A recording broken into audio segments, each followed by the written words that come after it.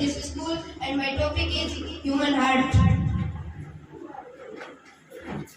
ये हमारा मानव हृदय चतुष्पक्षीय होता है, अर्थात जिसमें ऊपरी दो भाग आलिंद और निचले दो भाग नीले कहलाते हैं।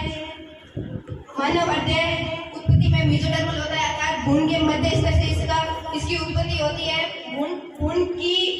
भ्रूण के विकास के दौरान भ्रूण में 3 परतों का निर्माण होता है, जिसमें मध्य स्तर से इस हृदय का निर्माण होता है और भ्रूण में सबसे पहले निर्मित होने वाला अंग भी हृदय ही होता है।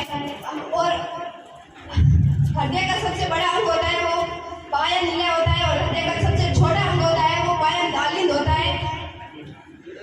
हृदय का रंग होता है वो चॉकलेटी होता है और हृदय का भार लगभग 250 से 300 ग्राम के आसपास होता है।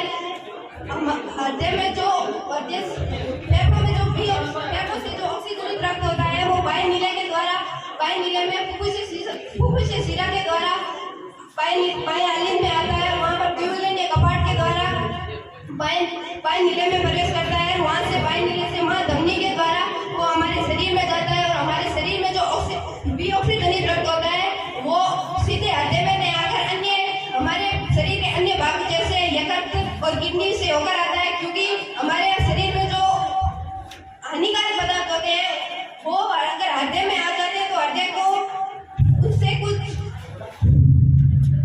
होता है, इसीलिए वो अन्य हमारे शरीर के अन्य अंगों से होकर आते हैं, जिसे निवाहिका तंत्र कहते हैं।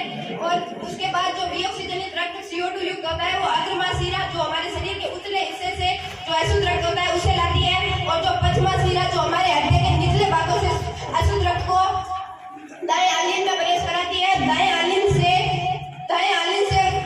में रक्त भरने के पश्चात वह त्रिवलिनी कपाट के द्वारा वह रक्त दाएं नीले में पहुंचता है और दाएं नीले के द्वारा वह फुफ्फुस से धमनी के द्वारा वह रक्त वापिस पुनः फेफड़ों में चला जाता है और इसे ही हृदय का द्वारा परिसंचरण तंत्र कहते हैं। होता है, अगर मेरे भाई बहन या गुरुजन मेरे टॉपिक से रिलेटेड कोई क्वेश्चन पूछना चाहते हैं तो मैं आंसर देने का प्रयास करूंगी।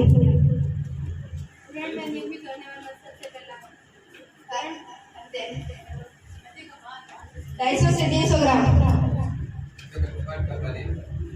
सर मैंने कहा था मेरे टॉपिक से रिलेटेड ही मुझे